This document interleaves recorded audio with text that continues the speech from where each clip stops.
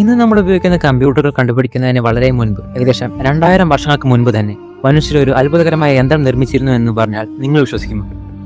സൂര്യഗ്രഹണവും ചന്ദ്രഗ്രഹണവും എപ്പോൾ സംഭവിക്കുമെന്ന് വരെ കണ്ടെത്താൻ കഴിയുന്ന ആ യന്ത്രത്തെ ഇന്നേ ലോകത്തെ ആദ്യത്തെ കമ്പ്യൂട്ടർ എന്നാണ് ശാസ്ത്രജ്ഞർ വിശേഷിപ്പിക്കുന്നത്. അതിൻ്റെ പേര് ആൻറ്റിക്കേറ്ററ മെക്കാനിസം എന്നാണ്.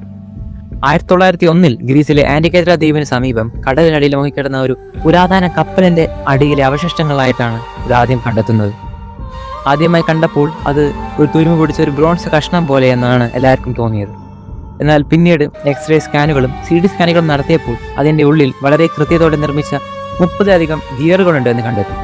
ചരിത്രകാരന്മാരുടെ അഭിപ്രായത്തിൽ ഈ യന്ത്രം ഏകദേശം BC 100ഓടെയാണ് നിർമ്മിച്ചതെന്നാണ് വിലയിരുത്തുന്നത്.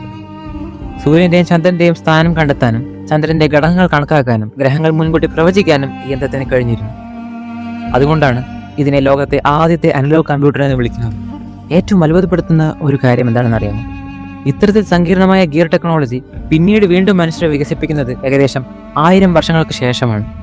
അപ്പോൾ ഒരു ചോദ്യം സ്വാഭാവികമായി ഉയരുന്നു.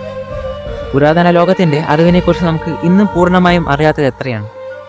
ഈ വീഡിയോ നിങ്ങൾക്ക് ഇഷ്ടമായെങ്കിൽ ലൈക്ക് ചെയ്യുക, നിങ്ങളുടെ അഭിപ്രായങ്ങൾ കമൻറ്റായി ഷെയർ ചെയ്യുക.